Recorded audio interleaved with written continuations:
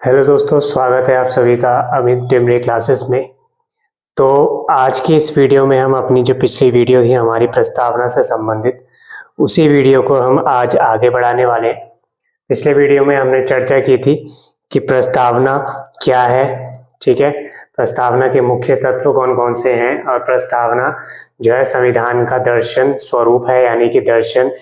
अगर हमें संविधान को समझना है मोटे मोटे शब्दों में, तो हम प्रस्तावना को पढ़ें, ठीक है, प्रस्तावना को अगर हमें पढ़े तो हमें साफ तौर पर पता चल जाता है कि हमें संविधान में आगे क्या क्या देखने को मिलने वाला है ना। प्रस्तावना के अंतर्गत हमने निश्चित बहुत से प्रकार के जो शासन का स्वरूप है उन तत्वों की बात की थी। शासन का स्वरूप कैसा होगा, है ना, उसकी बात की थी, ठीक है। और साथ में हमने बात की थी कि प्रस्तावना में दर्शन के रूप में किन किन चीजों के बारे में बात की गई, इन सभी चीजों को हमने डिस्कस किया था, ठीक है। आज हम उसी पार्ट को, प्रस्तावना वाले हिस्से को ही आगे बढ़ाने वाले और इससे संबंधित कुछ मुद्दों की बात करेंगे आज, ठीक है। प्रस्तावना से संबंधित कुछ मुद्दे, और वो मुद्दे क्या है। सबसे पहले जो प्रश्न हमारे सामने उठा था वो क्या था कि प्रस्तावना जो है संविधान का अंग है या नहीं, ठीक है, संविधान का अंग है या नहीं, ये पहला मुद्दा हमारे सामने आया था, ठीक है। दूसरा मुद्दा क्या बनता है कि प्रस्तावना संशोधनीय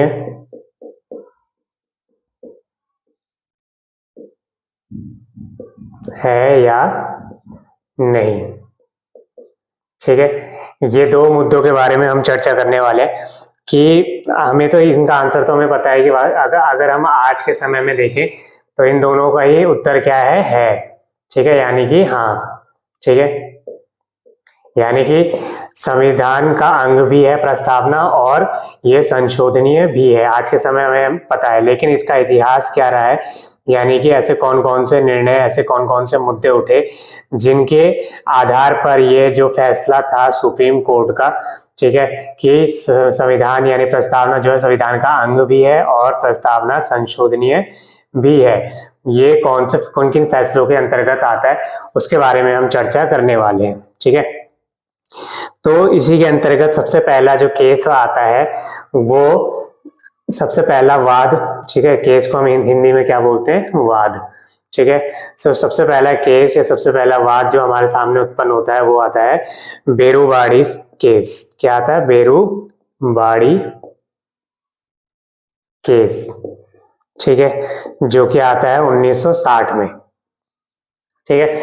1960 के केस के अंतर्गत सर्वोच्च न्यायालय ने, जो सुप्रीम कोर्ट है, उसने साफ तौर पर ये अपना मत प्रस्तुत किया, अपना जो मत है, अपना निर्णय प्रस्तुत किया कि जो प्रस्तावना है वो कैसी है, असंशोधनीय है, असंशोधनीय,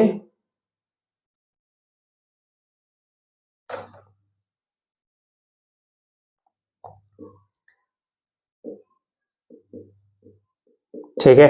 असंशोधनीय मतलब कि आप इसमें कोई भी बदलाव नहीं कर सकते, यानी कि 26 जनवरी 1950 को संविधान लागू हुआ था, ठीक है, और इस दिन जो प्रस्तावना संविधान में जुड़ गई है उसमें कोई भी चेंज नहीं किया जा सकता, ठीक है। ये कौन से केस के अंतर्गत ये सुप्रीम कोर्ट का मत था, बेरुबाड़ी केस आया था 1960 में, ठीक है। इसके अंतर्गत उच्चतम न्यायालय ने यह मत दिया था, अपना निर्णय दिया था कि जो प्रस्तावना है वो कैसी है, असंशोधनीय है, ठीक है, यानी कि 26 जनवरी 1950 में जो संविधान में प्रस्तावना स्वीकार की गई है उसमें कोई भी बदलाव नहीं किया जा सकता, ठीक है। इतना मत आपको समझ में आ गया होगा। लेकिन हम सभी जानते हैं, हमने ये पिछली वीडियो में पढ़ा था कि जो है प्रस्तावना के अंतर्गत जो शब्द जोड़े गए थे, 3 नए शब्द, है ना, चाहे वो हम बात करें समाजवाद जोड़ा गया था, ये शब्द जोड़ा गया था, है ना, और अखंडता जोड़ा गया था, और तीसरा शब्द कौन सा जोड़ा गया था, पंथ निरपेक्षता, है ना। तो हम सभी जानते हैं कि ये कब जोड़े गए थे, 42वां संविधान संशोधन 1976 में किया गया था इंदिरा गांधी सरकार के द्वारा, तो ये जोड़ा गया था। ठीक है, तो हम सभी जानते हैं कि निश्चित तौर पर संशोधनीय है तभी तो जोड़ पाए होंगे, अगर संशोधनीय होता ही नहीं तो जोड़ नहीं पाते। लेकिन ये बात है 1976 की। अभी हम कौन सा केस देख रहे हैं, बेरूबाड़ी केस 1960 में। ठीक है, यानी कि इस केस के अंतर्गत सुप्रीम कोर्ट ने साफ तौर पर मना कर दिया था कि संशोधनीय नहीं है, यानी कि असंशोधनीय है, नॉन अमेंडेबल है। ठीक है, इसको संशोधन नहीं किया जा सकता। ठीक है, और दूसरा इसने क्या कहा सुप्रीम कोर्ट ने कि असंशोधनीय, दूसरा ना ही यह संविधान का भाग भी नहीं है, भाग नहीं है। ठीक है, अभी हम बात कर रहे हैं सिंपल बेरूबाड़ी केस की। ठीक है, 1960 की। इसमें दो निर्णय दिए कि एक तो असंशोधनीय है, ठीक है, कंफ्यूज नहीं होना है, असंशोधनीय, संशोधनीय नॉन अमेंडेबल है। ठीक है, असंशोधनीय है। दूसरा कि यह संविधान का भाग नहीं है। ठीक है, यह निर्णय बेरूबाड़ी केस के अंतर्गत आया था।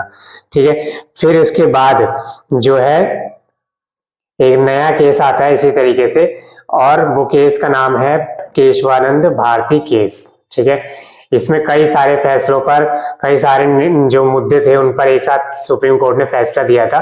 ठीक है, बहुत से ऐसे मुद्दे थे, और तो उसका नाम क्या है, केशवानंद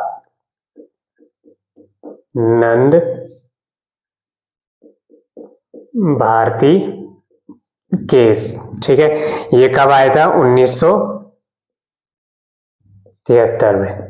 ठीक है, 1973 में केशवानंद भारती केस बहुत ही इंपॉर्टेंट केस है। अगर हम कहें कि भारतीय संविधान के इतिहास का सबसे महत्वपूर्ण ये मुद्दा है या सबसे महत्वपूर्ण ये केस है, तो ये गलत नहीं होगा, बहुत ही इंपॉर्टेंट केस है। इसके अंतर्गत कई सारे फैसले दिए गए थे, उसमें से एक फैसला इससे संबंधित भी था, यानी प्रस्तावना उद्देशिका से संबंधित भी था, कि इसके अंतर्गत कहा गया केशवानंद भारती केस के अंतर्गत जो 14 जजेस की बेंच बैठी थी उसने अपना फैसला सुनाया था।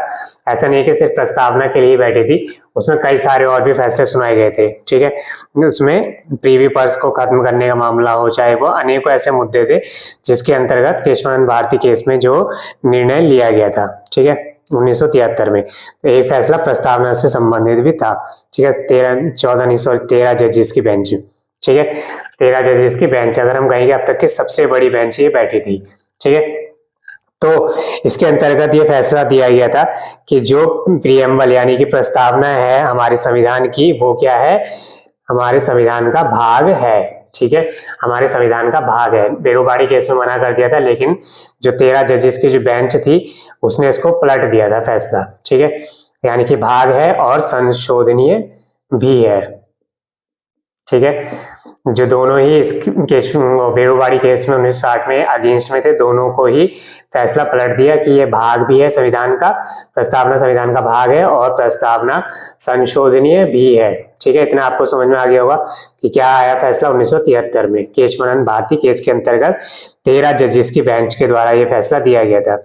एक बात हम ध्यान रखेंगे कि जब भी जो एक बड़ी बेंच होती है, यानी कि किसी पुराने फैसले पर कोई पुराने जो निर्णय को बदलना हो, ठीक है, सुप्रीम कोर्ट या किसी भी कोर्ट का, तो उससे बड़ी बेंच बिठाई जाती है। 1960 में जो बेंच बैठी थी वो निश्चित तौर पर केशवानंद भारती केस की बेंच से छोटी थी। ठीक है, यानी कि कम जजेस की बेंच थी, लेकिन जो केशवानंद भारती केस था उसमें 13 जजेस की बेंच बैठी थी जिसने पिछले फैसलों को पलट दिया था। ठीक है, इतना आपको समझ आएगा कि प्रस्तावना का भाग भी है, प्रस्तावना संविधान का भाग है और संशोधनीय भी है। ये 1973 केशवानंद भारती केस के अंतर्गत कहा गया था, निर्णय आया था। ठीक है, ये बार बार रिपीट कर रहा हूं ताकि आपको वो चीज समझ में आ जाए, याद भी हो जाए।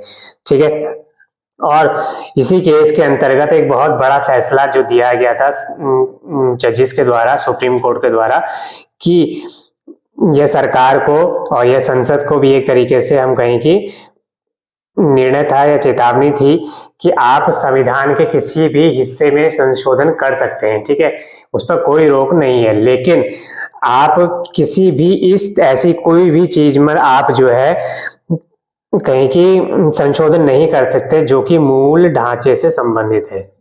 ठीक है, किससे संबंधित है, मूल ढांचा, यानी कि संविधान का कोई भी ऐसा हिस्सा जिसमें मूल ढांचा पाया जाता है उस पर जो है आप संशोधन नहीं कर सकते। ठीक है, मूल ढांचा, जिसको हम इंग्लिश में क्या बोलते हैं, basic structure. Of the constitution, ठीक है, उस पर आप जो है अमेंडमेंट नहीं कर सकते, ठीक है। अब वो मूल ढांचा क्या है, सुप्रीम कोर्ट ने कुछ उदाहरण के तौर पर दिया, जैसे कि प्रस्तावना में कुछ बिंदु हैं, ठीक है, जैसे भारतीय राजनीति के कुछ जैसे महत्वपूर्ण मुद्दे हैं, पहलू हैं, जैसे कि लोकतंत्र हो गया, ठीक है, और हम बात करें कि मौलिक अधिकार के कुछ भाग हो गए, ठीक है, संप्रभुता हो गया, अखंडता हो गया, ठीक है, इस तरीके की चीजों को आप अमेंड नहीं कर सकते, ठीक है। इसको क्या कहा, मूल ढांचे का, मूल ढांचा इसी को कहा गया, बेसिक स्ट्रक्चर, ठीक है।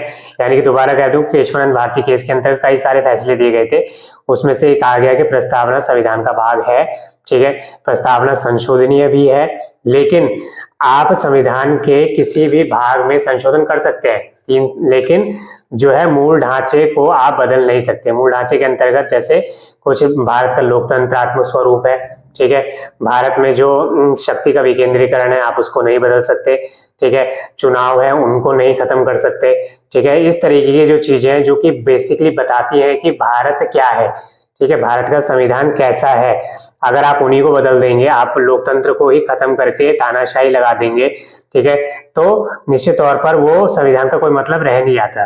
तो निर्णय यह दिया गया कि आप, ठीक है, आप संविधान में संशोधन कर सकते हैं, मौलिक अधिकारों में संशोधन कर सकते हैं, ठीक है, लेकिन आप मौलिक अधिकारों में यदि कोई मूल ढांचे से संबंधित कोई ऐसी प्रावधान मिलता है या प्रस्तावना में कोई ऐसा प्रावधान मिलता है कि मूल ढांचे से संबंधित है, ठीक है, या फिर उच्चतम न्यायालय से संबंधित प्रावधानों में कोई ऐसा प्रावधान है जो कि निश्चित तौर पर, जैसे हम बात करें उच्चतम न्यायालय की स्वतंत्रता की बात करें, अगर उसमें सरकार चाहे कि हम जो है क्या करते हैं, संशोधन करके अपने हाथ में ले ले, तो वो भी क्या है, मूल ढांचे के अंतर्गत आएगा, ठीक है, यानी कि न्यायपालिका की स्वतंत्रता, ठीक है, तो चुनाव ये भी क्या है, मूल ढांचे के अंतर्गत आएगा। तो इस तरीके की चीजें सुप्रीम कोर्ट ने बोला कि आप इनमें संशोधन नहीं कर सकते हैं, ये मूल ढांचे के अंतर्गत आएंगी, और ये क्लियरली ये नहीं बताया गया है कि मूल ढांचे के अंदर और क्या क्या चीजें आएंगी, बल्कि ये पावर किसके पास है, ये पावर सुप्रीम कोर्ट के पास है कि वह समय समय पर इस चीज को डिफाइन करेगी कि मूल ढांचे के अंदर क्या क्या आएगा। ये पावर पूरी तरीके से सुप्रीम कोर्ट के पास है, ठीक है, इतना आपको समझ में आ गया होगा, यानी कि ये भाग है और संशोधन भी किया जा सकता है, ठीक है। तो हमने सभी ने देखा 1973 में यह निर्णय आया था, और बाद में हमने देखा 42वां संविधान संशोधन होता है 1976 में, जिसके द्वारा 3 नए शब्द जोड़े गए थे, है ना, हमने पढ़ा समाजवाद, अखंडता, और तीसरा शब्द हमने क्या पढ़ा था, समाजवाद, अखंडता, और ये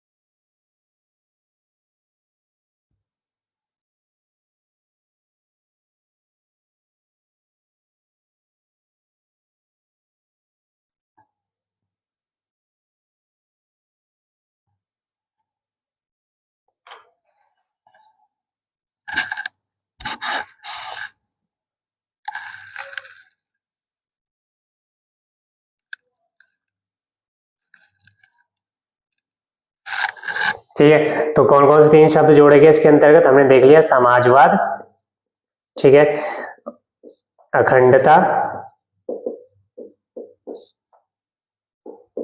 और पंथ निरपेक्षता, ठीक है। तो इस केस के जो मुद्दा था, ठीक है, उसका निर्णय आने के बाद ये 1976 में किया गया था, संविधान में प्रस्तावना में संशोधन, तो ये निर्णय लिया गया था। अगर आपने देखा होगा कि मौलिक अधिकारों में भी संशोधन हो सकता है, जैसे कि हम जानते हैं कि आगे हम पढ़ेंगे कि जो संपत्ति का अधिकार था, ठीक है, वो मौलिक अधिकार हुआ करता था पहले, लेकिन अब क्या है, सिर्फ एक कानूनी अधिकार रह गया, यानी कि संपत्ति का अधिकार पहले मौलिक अधिकारों की श्रेणी में था, है ना, जिसमें हम बोलते हैं आर्टिकल 19 के अंतर्गत, अनुच्छेद 31 के अंतर्गत, ठीक है, आगे हम इसके बारे में पढ़ेंगे, अभी मैं शॉर्ट में डिस्कस कर रहा हूँ। तो मौलिक अधिकारों में भी संशोधन का अधिकार दिया गया था, ठीक है, 1973 के इसके अंतर्गत, ठीक है।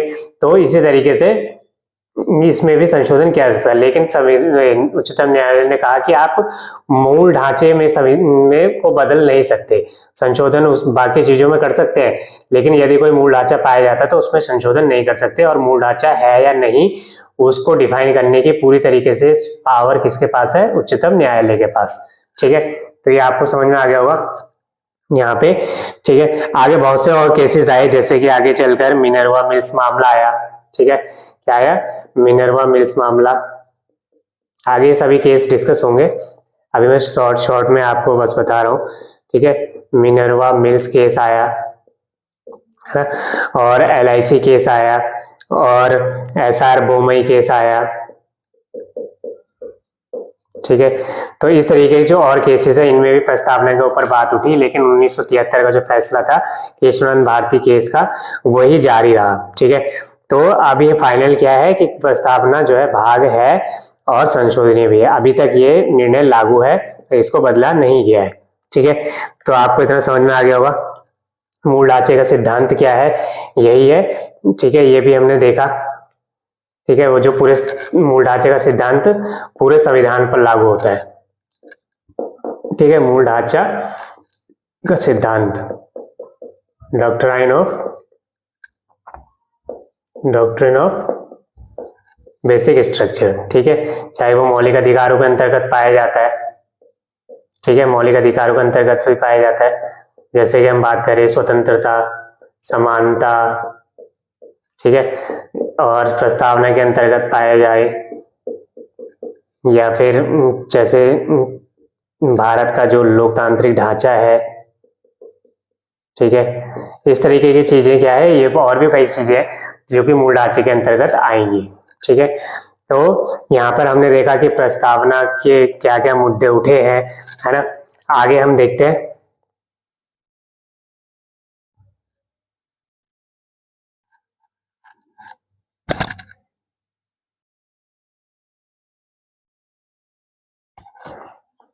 ठीक है, प्रस्तावना से संबंधित एक चीज और देखते हैं कि जो प्रस्तावना है वो हमारी कैसी है? अपरिवर्तनीय। ठीक है, जिसको हम इंग्लिश में कहते हैं नॉन एनफोर्सिएबल। ठीक है, अपरिवर्तनीय और नॉन एनफोर्सिएबल का मतलब कि जिसको लागू नहीं किया करवाया जा सकता, लागू नहीं करवाया जा सकता। अब इसका क्या अर्थ है? ठीक है, अगर हमें इसको समझना है तो हम इसको कंपेयर करते हैं मौलिक अधिकारों से। किससे? मौलिक अधिकारों से। ठीक है, जैसे आपने पढ़ा होगा कि जो DPSP है यानी कि नीति निर्देशक तत्व है, वो भी क्या है? अपरिवर्तनीय है। ठीक है, नॉन एनफोर्सिएबल है। सेम चीज इसके साथ भी अप्लाई होती है। और मौलिक अधिकारों से हम कंपेयर इसलिए कर रहे हैं ताकि हमको इजिली समझ में आ जाए। ठीक है, मौलिक अधिकार कैसे हैं? परिवर्तनीय है। ठीक है, परिवर्तनीय।